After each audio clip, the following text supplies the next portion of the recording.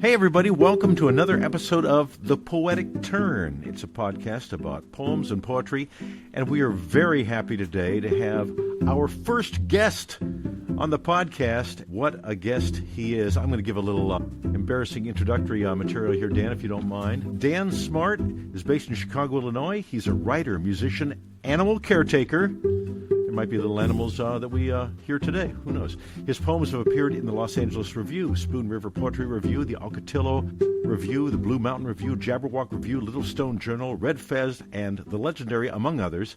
And his first full-length collection, The Flowers of Nonchalance, was released in April 2023 on Callisto Gaia Press. In addition, he has sustained the daily poetry blog Rhythm is the Instrument since 2013, which presently contains over 3,000 original poems. I'm going to say that again. Rhythm is the Instrument. Search for that and start reading Dan Smart's poems. Dan, welcome. Yes, welcome. Thank you. Thank you, guys. Thanks so much for having me. I'm so honored. I'm humbled to be able to talk to you today. Oh, for goodness sake. The honor is all ours. Evan, can you tell us a little bit about how you met Dan?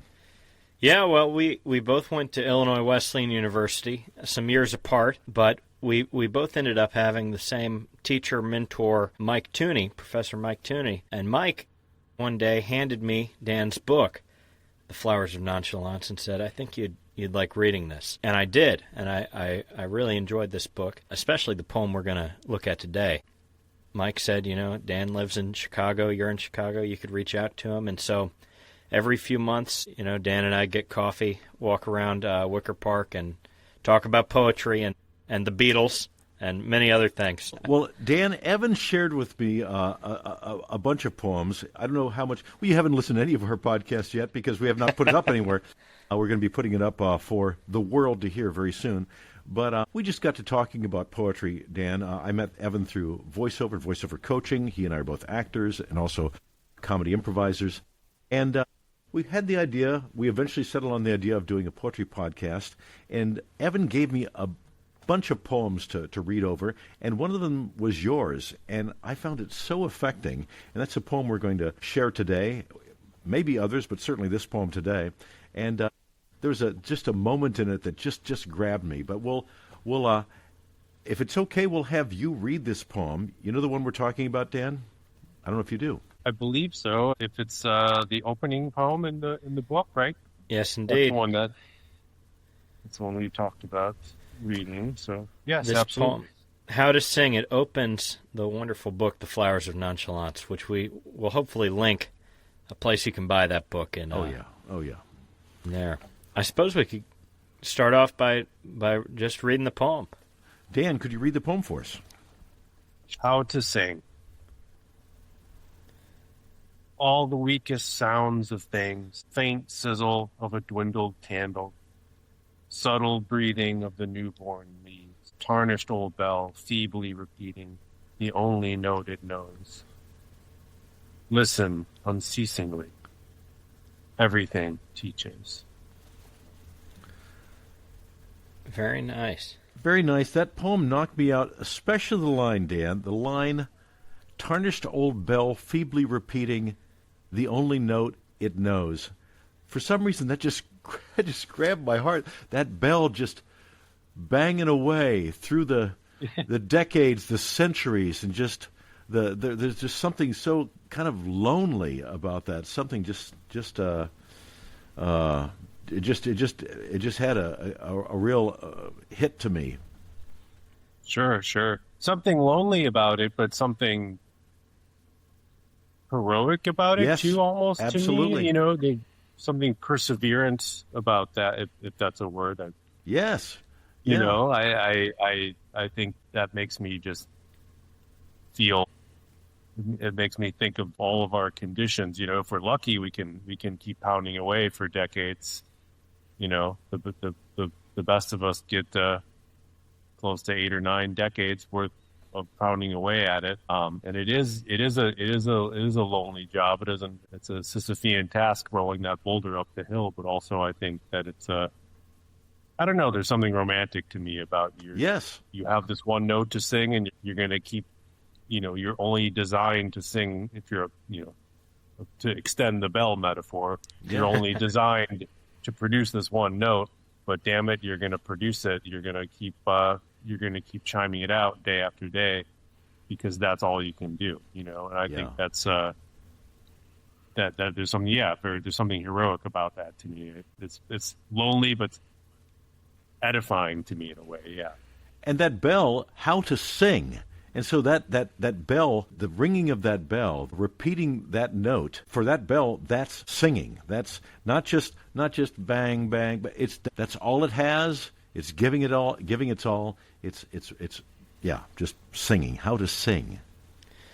Yeah, this poem in particular, I especially wanted to read as we introduce you, Dan, to the world of our listeners, because I almost see it as the perfect Dan Smart poem, because you go around every day and you write about what you're noticing, and if you read a lot of Dan's stuff, it's a lot about the things that it seems like you see in your day-to-day life, or that you experience in your day-to-day life.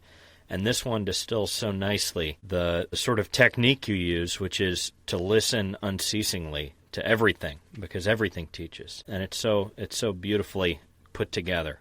And this is about the life of a poet as well. I mean, you're not, we can assume if you're writing poetry every day, nearly every day, it seems like every day. You look at through his poetry page, and of the course of a year, 360 poems in this year, 270 that year, nearly every day. And so you're not like, okay, next Tuesday I'm going to write a poem, or I'm going to get myself ready, I'm going to get myself in the mood. No, you're just, life is happening, and a poem happens. Just like artists must make art. Do you have a choice in whether or not you write a poem, Dan? Yeah, that is a great question, actually, Darren. I would say,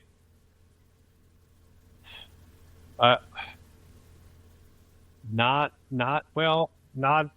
I mean, there's a sense in which, of course, we have, well, depending on who you ask, we have free will. We can decide not to do that. I mean, it's not 365 poems per year because, Christmas happens, a birthday happens, 4th of July happens, holidays occur. And the last several years especially, I've kind of thought, I will use the weekends more for just kind of relaxing and gathering ideas and taking notes, and I won't worry about the pressure of finishing a poem every day. So I am writing and collating daily, and that, I would say, is as part of my daily life as brushing my teeth in the morning is. You know what I mean? It's like, do you have to brush your teeth? Technically, no. Hopefully, nobody out there is thinking like, God, what a slog. I have to brush my teeth again today. I just did that yesterday. So it's kind of, if that's a fitting metaphor, I would say it's like, it's not exactly a default, but it's such a habit that it might as well be a default. And I will say this too, because it's relevant that we're as we're recording this, it's just after the new year here on 2026. And I did, because of the way the holidays fell, I did take a little bit of time off from Christmas through New Year's. I think I wrote through the 23rd or so. And then I figured like, okay, Christmas Eve, I'm going to see my family. Christmas Day, I'm going to see my family. Then I'm going to relax in the interim. And then I'll get back to it after the new year. So I had a sort of willful hiatus for whatever that was, maybe 10 days or so. And I did find myself after a few days just like walking the dog, buying groceries, and I would just have ideas for things. And it was sort of like my body was telling me, hey, we should be working still. We should be gathering these ideas still. We should be noticing, to the point of the poem that we just read, we should be paying attention to these things. So it was kind of interesting to me, where I kind of felt that it's sort of boiling up, spilling over in a way where even when I was trying not to do it, I kept having ideas for little snatches of a half a poem, or, a little couple lines that sounded good to me, and I wasn't opposed to stopping what I was doing and taking a quick a note in my phone's notes app or whatever. So I thought, I'm not willfully trying to do it or not do it, but it was interesting to me that when I was taking deliberate time off, part of my brain was still chewing on these ideas. So, and I think that does just that something about that is just because of it's like anything when you get in a habit of doing something, that's a deep groove that you dig, and then your body, your brain, your whole physiology essentially kind of wants to continue, wants to carry that momentum. And you're forward. grooving new neural pathways also. This habit of writing poetry and thinking about poetry, your brain has been reshaped. There's a book called My Stroke of Insight. I think I've talked about it with Evan, about this brain researcher who had a stroke and then watched herself recover from inside her knowledge of the brain. And we form these new physiological pathways in our brain by habit and by our experiences. And yeah, your brain has been grooved to be a poetry creating machine. Well, not a machine, but I mean, but it's certainly. Well, I whether you're a poet or an artist or a tightrope walker, there are certain things that just groove into place, like you say. Yes, yeah, that's interesting. The other interesting thing about that too, not to belabor this too much, but I think that the importance of daily writing to me is not about the product produced. It's not about the specific outcome of the poem that you write when you write daily. I think this is kind of a stumbling block for a lot of folks that try to get in a more of a regularized writing habit, or any sort of regularized habit. You do have to kind of release you have to kind of surrender the idea that you're going to make something great at the end of the day and just focus on the process of making stuff. Sort of glib as that might sound, I think that it's very process oriented for me. So when I'm working, I'm not thinking, boy, this is going to be the best poem ever. I have the most brilliant idea for a poem. It truly, the more you do it, the less that matters, and the more just sort of the creative act itself is what matters. And there's a sort of esoteric sense, maybe debatably esoteric sense, in which like that becomes the work of art itself more than the products that you're producing. I have this sort of funny theory about, you guys know, are you familiar with Bob Ross, the Joy of Painting? That oh guy? yeah, of course, yeah. Did the PBA, the big hair, gentleman. Yeah. Yes. So that, I don't think that Bob Ross's paintings would be in an art museum anytime soon, because people he's creating these artworks in 22 minutes for a television show, and it's not it's not high art, quote unquote.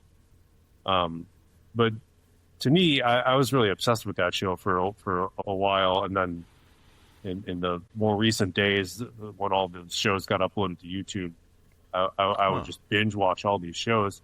And when you watch them sort of en masse like that, you get the sense that, the man's artwork wasn't the artworks. The man's artwork was the life that he produced, like 3,000 shows teaching people how to do the basics of painting. The painting was the whole thing, was the process, was the show, the joy of painting. And if you could put such a thing in a museum, I think folks would come and marvel at that feat, because he created the work of art. He created was the process of iteration over and over again, making little tweaks along the way, and teaching other people and inspiring other people. And I'm not, necessarily equating myself with somebody like him per se. I'm not saying, and that's my genius or anything like that. I'm not trying to. But just the idea of the work, the ongoing work, creating a kind of a whole, or an oeuvre, or a body, an art itself. Just the art of a life. Right. Absolutely. Yes. Yeah.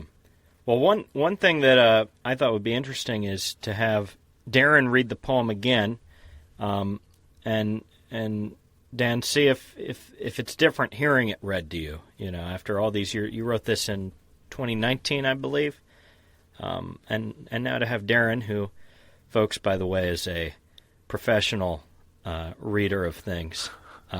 He's got a phenomenal career in his own right, but I thought that might be an interesting little thing. And yes, and Evan, and if I do any of it, and if I read it wrong, Dan will slap me down, because you've got to read a poem correctly every time. You've got to be. It's very very. There's punishment if you don't read the poem correctly. And I'm joking, of course, but there's one meaning in this poem, and there's one way to read it. Yes, that's right. There's no ambiguity. There's no metaphor. Pass the test. I like that. You're teaching him well, Evan. I see. Yes, indeed. I learned from the best. Well, I didn't have the benefit of the Illinois Wesleyan education. I'll do my darndest in any case. Yeah, I would love to read it, Dan, if that'd be all right. Absolutely, I'd be flattered to hear it. Okay. How to sing. All the weakest sounds of faint sizzle of a dwindled candle, subtle breathing of the newborn leaves, tarnished old bell feebly repeating the only note it knows. Listen unceasingly. Everything teaches.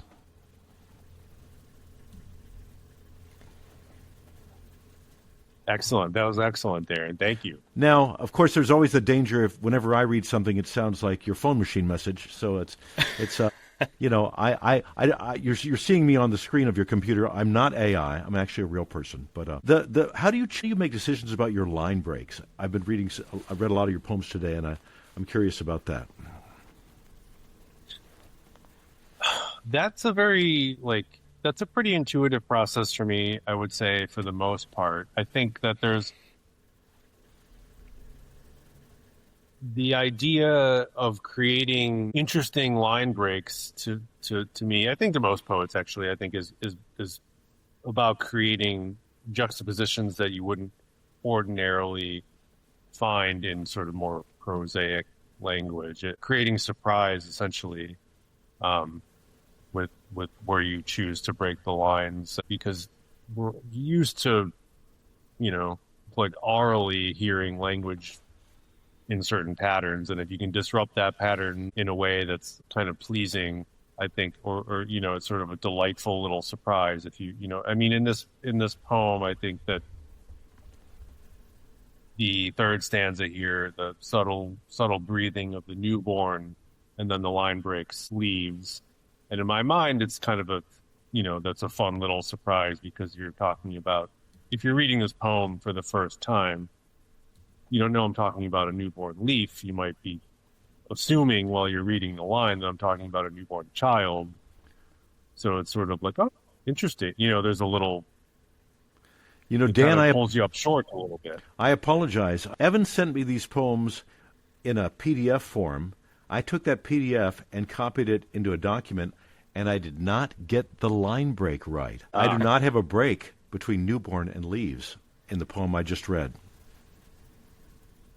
No, that's interesting. Yeah, so those sort of things can have little subtle effects on, you're sort of encouraging / training your ideal reader to, where to pause, where to take a breath. Like, line breaks are good little moments of sort of, taking a breather, or kind of a summation of everything that you've read so far.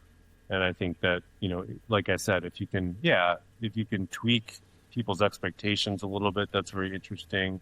I'm also I don't know, it's something about me, but I don't like really long flowing lines of poetry. So if you were looking at the poem on my website or in the book or something, you would see that all the stanzas are pretty narrow, pretty skinny, and I think that's because I think it draws more attention to where the breaks are and the combinations of words themselves.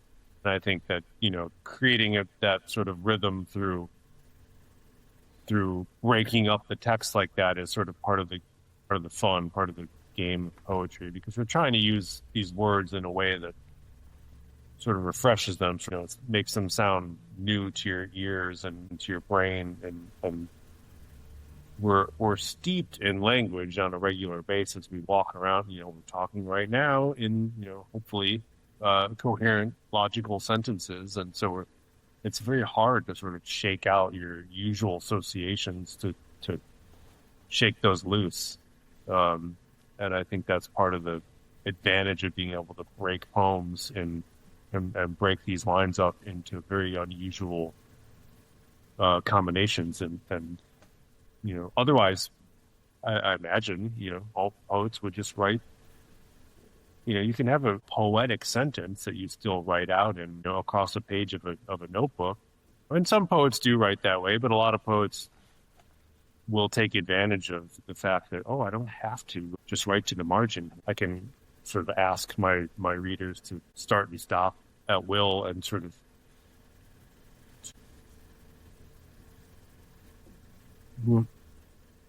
prismatically alter what the sentence is. It's sort of, looking at it through a prism and breaking up all the colors into different components of the color. There's a way in which you would read a sentence differently that way, and I think that's part of the fun. That's part of the game, like I said. So that's as much thought as I put into it, though. I don't necessarily sit there and count out like, okay, da da da da da break, da da da. 575, 575. Yeah. Right. Yeah. Well, that's one thing that I find often refreshing reading your poems is that it's these shorter lines. It's these shorter poems usually. The lines don't go on very long, but it feels almost like a cold glass of water in poem form. Especially, when I read other poems that are denser or longer or what have you. Reading a Dan Smart poem is a nice, refreshing thing to have. And there are these beautiful surprises in these line breaks, like that, the newborn leaves. But also, even at the very end, it could have ended, listen unceasingly. Everything is worth listening to, Yeah. But right. It's everything teaches. Yeah. And so even that is a bit of a surprise, a bit of a turn there, that it's not just listen to everything, because that's you'll how hear to everything. sing. It's not just listen. You'll hear those things. No, it's yeah, about... But everything is teaching you if you are able to listen to it, and then it teaches you how to sing. Right. Yes. Ideally, that's that last final word is a bit of a surprise, right? It's kind of it's a little bit of a showstopper, and it I thought, it deserves its own line, because that's not necessarily where you would expect that sentence to finish up. Or you could almost call it. Then, you could almost call it a poetic turn, and this is. Interesting. This is where we came up with this. Is where Evan came up with the name of our podcast. That shift. Yeah. Because, right. I do like imagining what would make a poem worse sometimes. Well, to your point, Evan, I think that the something that is not necessarily talked about when we do talk about these turns, these sort of like clever maneuvers, or you're pulling the rug out. But to your point, Evan, it does make sense with the title once you get to that final line. So it's not only that it's surprising, it's that the surprise is a fitting, it's like an apt surprise, where when you get surprised, you're like, that was like that that made sense all along, and I just didn't know it. Because you could, you don't want to just say like, surprise in poetry is good, full stop. Because I could have said like, listen, unceasingly, everything is a banana. Yeah. And it's like, well, that is surprising, but that's useless and angering. Yeah, you wouldn't be. It's not a fitting surprise in that sense. You'd be kind of you'd be like, it's what? Okay. Do you ever feel pressure to just throw something out there because you can't think of something profound? You can't think of that perfect fitting last line? Do you ever think, I'm just going to throw in everything is a banana? I'm going to do the banana this time. Yeah. Just because you've got a poem to write today, you've got to put it on your blog. Do you ever feel like, I'll just throw something random there, they'll think it's good? I'm glad to say that has never really happened to me. I've never thought... I've never done the John Lennon thing and just thought I will make word salad and let people see if it seems clever to them or not. I'm happy to have not been that desperate about it. And that's why I think folks should read your poetry. If you've never read a poem before, or you haven't read very many, or just in school, going to Dan's blog, the Rhythm is the Instrument .com, rhythmistheinstrument.com. Rhythmistheinstrument.com. It's www.rhythmistheinstrument.com. That could be a great way to just, read a poem a day. Every day, just look at one of these nice, brief, beautiful poems and see what you like. What I do if I like a poem, Dan's poems included, is I take a picture of it if I really like it, and then I have it saved on my phone and I can revisit it. So I think and hopefully they're short enough where that you can do that and they will fit in a exactly camera photo. This might just be because I have maybe it's my attention span, but I just really enjoy the shorter the better as far as I'm concerned. I don't write short poems because I like to read short poems. I don't really have a lot of patience for the epic, 4 or 5 page long poem. I no offense to people who like to write that way, of course, but I lose a bit of interest when the ideas sort of go on for too long. So I like to try to keep it brief, get in, get out. And as we've discussed already in the podcast, I mean, a short poem has so much. There's so much in it. The metaphor, the feelings, the rhythm, emotions. I mean, this short poem, this poem that we've read today, I mean, you can spend time with a short poem. You can spend time with a longer poem. You can spend time with the Rime of the Ancient Mariner if you like, or you can spend time with one short poem and find all that it can give you. Yeah. Well, it's to bring it to acting a little bit. Darren, you're working on an audio book right now, but you do a lot of commercials. Do you feel that difference there too? Right, that you can actually spend a lot of time on the shorter piece of text. That's a very good point. Yeah, for a commercial audition where it's a very, very difficult business, and we audition many times and we don't get the job. But I enjoy the process of auditioning. And if I had a piece of copy I connected to last week, I played kind of a boss character in a 2-person radio spot. I spent a lot of time with it, and I'm very conscious of language and pause and up inflections and down inflections. And so, you can dive in. And then this audiobook, 50 pages of this book about international law. And that's a mechanical process. It goes in the eyes, it comes out the mouth, and it's just generating sound for a client. So, it's just yeah. So it's nice to be able to pay attention to the little things sometimes, and that's what I love in poetry. That's what I love in poetry.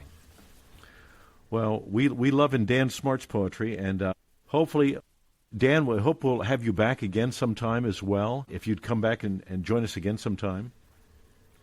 I would join anytime you guys would have me. I would love to, as you can tell, I can go on about this for hours and hours. So I'd be happy to talk poetry with you guys anytime. I'm so happy to be able to talk shop with people who appreciate it. Well, we will be talking to you again. As we said, even with this shorter poem, there's so much to say. There's so much to say to a poet like Dan, who's as a life steeped in poetry and writing poetry and connected to poetry, and so there's more just about the poet's life that we could talk about, and of course another one of your poems the next time we speak to you. But we thank you so much for joining our little podcast here, the 4th episode of The Poetic Turn, and we're going to make sure that people have your information in our show notes, and they'll see you right back here, Dan. Perfect. Thank you, Darren. Thank you. Thanks for joining us. This is great. I'm so glad that you guys started this podcast. It's such a great idea. Well, we've been enjoying it, and so you stay right there as we'll stop our recording in a bit, but you stay right there, Dan, and we'll be back with you in a second. Great. Thanks, guys.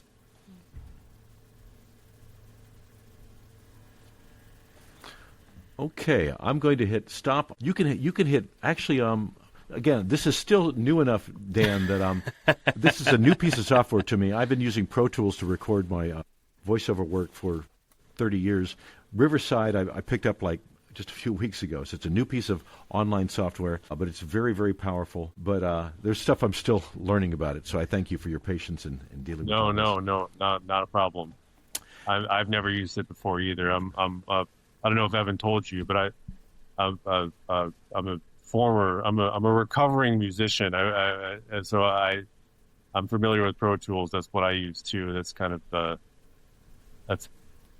been the name of the game for the last 20 or 30 years or so. So I think it's well, all three of us are connected to music as well. Oh yeah. Yeah. So that's well, that's again. I don't.